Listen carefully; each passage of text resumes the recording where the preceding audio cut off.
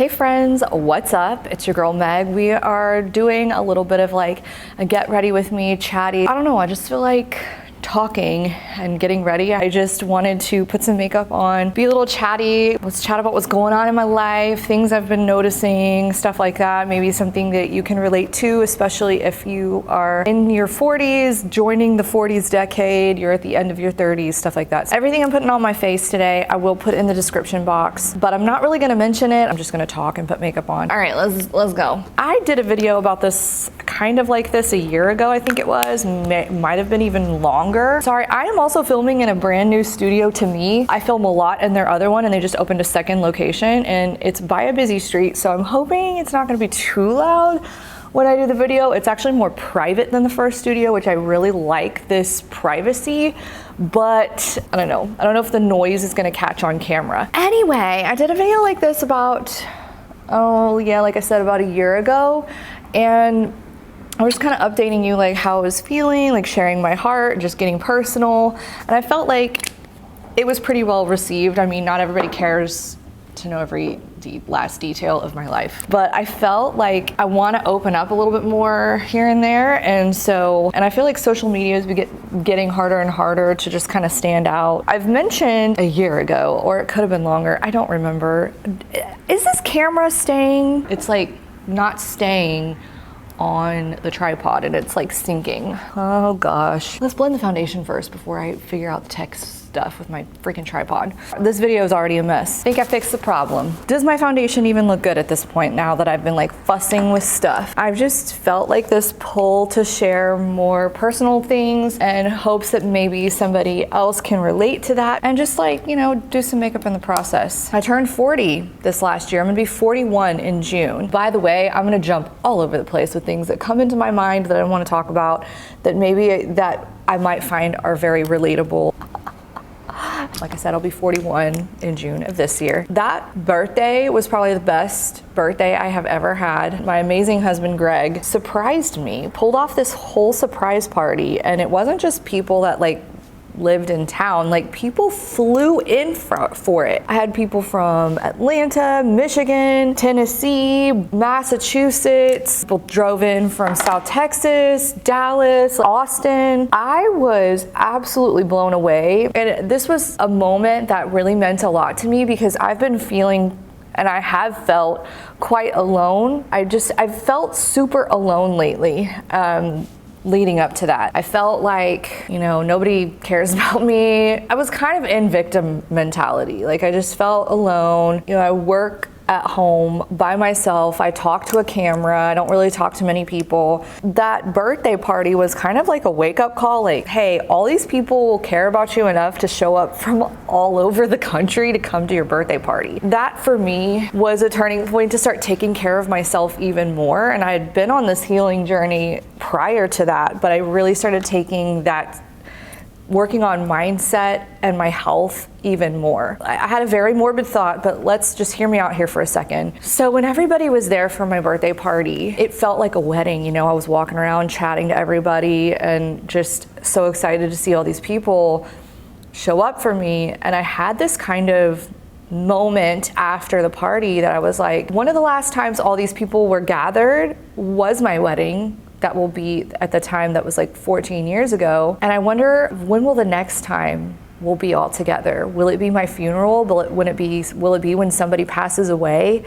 And so I started thinking these very morbid feelings. I think it's a good thing. So we gotta get a little dark here for a second. So it was for me kind of this wake up call to be more mindful in the way that I think about other people, the way that I treat myself, the way that I treat my body, the way that I have relationships. I'm not the best at reaching out, and so I'm still working on that part, as being somebody that reaches out, plans the lunch dates, plans to see friends. I want to do that more, but I also started more with like a physical health journey in the process. So also I had my yearly exam with my OBGYN. We did my like routine blood work. And then I did like more in-depth blood work after that because I have like a functional medicine doctor that I work with on stuff. So I did like pretty in-depth blood work, testing all my hormones. I did all sorts of stuff. All of my adult life, I've never not struggled with this, but my cholesterol levels were higher than they've ever been. And that's after turning 40. And I was like, okay, I'm pretty young to be going on like a medication for this. I need to do some lifestyle changes, do something to maybe lower this a little bit. I've always had elevated cholesterol, it's genetic. So I've got to be like, all right, well, I got to make some lifestyle changes. Things I started doing, like my physical lifestyle changes, like my wellness, is I started taking psyllium husk powder because I've read a few studies on it that the participants in the study that took 10 grams of psyllium husk per day, this is basically what Metamucil's made from, but I buy like the organic, just pure powder, and I chug it. It's absolutely foul, but it's over in 5 seconds.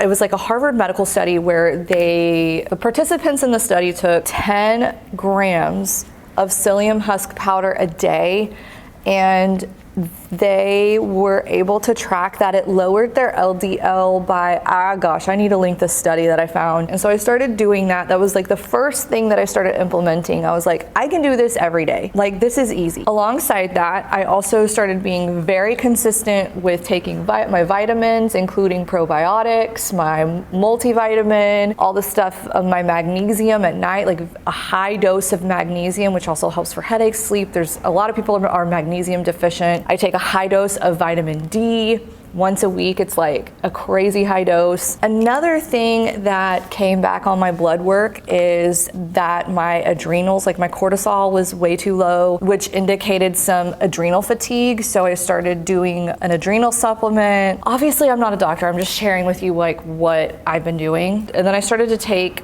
my physical fitness very seriously. Prior to turning 40, for like an entire year, I was extremely unmotivated to start any sort of fitness program. Like, all my mental health at that point would allow me to do is take walks. So I was very consistent with walking. This is one thing that I learned about myself, is that add one small thing at a time and make it easy, and then I can build upon it. Even if it takes 6 months to build upon it, even if it takes like a year to build upon it, because I walked for a year before I even picked up a dumbbell. I really think that kind of got me in the right mindset. It took me a while because, again, my mental health was not the best. I'm also struggling with mental health again. Now I have a physical wellness routine that I know that I can fall back on if I'm ever having a really bad day. I'm all over the place. What I'm trying to say here is, after walking for a year, I am getting those numbers back as far as like the cholesterol, the adrenal fatigue, like even my testosterone levels were low, which is, we wanted a little bit higher. That was a little alarming to me, and it explained why I was so tired, why I was so foggy. I felt unmotivated, things like that. It just explained how I was feeling more than I thought it would. And obviously you can read up on your own with adrenal fatigue, and a lot of people have different opinions on it, but my functional medicine doctor wanted to work on just getting me out of this fatigue. And it's years, and really what got me into this fatigue is my mental health, like just having some traumatic things happen in the last 4 years since COVID started, and even before that, things unraveling in my personal life and relationships with a parent is what really set me into this fatigue, because I had to be setting extremely firm boundaries. I had to basically go no contact at one point. I am no contact right now. It's tough. It's tough to navigate, and it's tough to realize it's just like this relationship will never be what you want it to be, and it's a parent. So that's very difficult.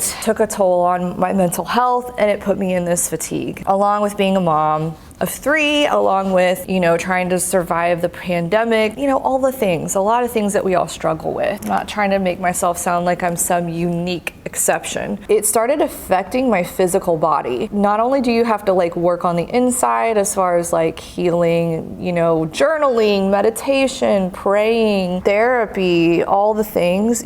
I think working on my physical body is something that I really needed to do. After, like I said, I was walking for about a year, I started lifting weights. And it was also like, I had a complete, going back to that birthday party of like, when's the next time I'm gonna see all these people? How long am I gonna live to see all these people? This is the stuff that really matters in my life. That was another key motivating factor. Not only was the blood work, but was also the fact that I want to have a long, fulfilling life and spend it with the people that mean the most to me was such an incredible motivating factor in picking up a dumbbell and start lifting weights. And there was another reason why I chose weightlifting and strength training. A lot of studies pointed to benefiting women over 40, that weightlifting is just so incredibly beneficial. I stopped all sorts of high impact movement, whether that be like a boot camp, a HIIT, like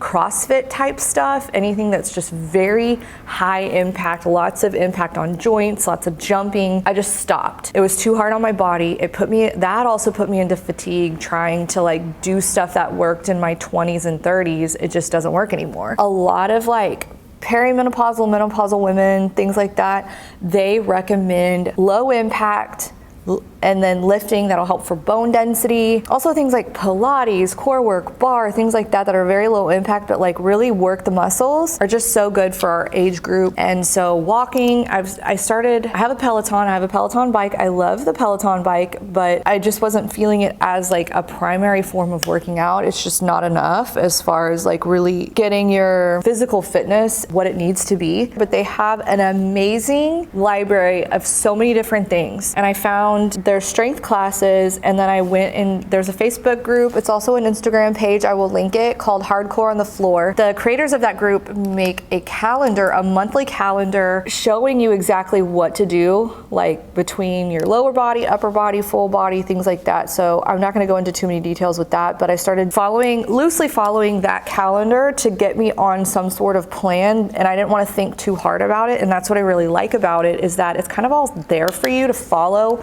Do what you can, leave the rest. I started lifting. This was in October. It'll almost be 6 months, and I've been consistent the entire time for 6 months. And this is the only thing I've ever been consistent with as far as fitness, I think, in my entire life. And the reason why is because I had a complete mindset shift. I shifted from, I need to work out as a form of punishment. If I don't work out, then I won't be skinny, or I won't be fit, or my body's gonna look soft, or whatever. I switched the mindset shift to, I'm working out because I wanna be able to pick up my groceries and put them in my kitchen when I'm 80 years old. I'm working out because I want to go hiking when I'm 75. I'm working out because should I have any grandkids, I wanna be able to play with them. I wanna be able to do stuff. Like, I wanna be able to take them at Disney World and walk 20,000 steps with them when I'm in my 60s, 70s. And that whole shift is such a simple shift, but it's so impactful. One thing that I'm very proud of as far as being consistent for 6 months is my middle child had her 3rd grade field day the other day, and they were doing this like obstacle course where you had to like go over a hurdle and climb over this like rope wall, climb over this other thing. Like it was pretty, like, you had to be pretty physically fit to attempt it, or a child.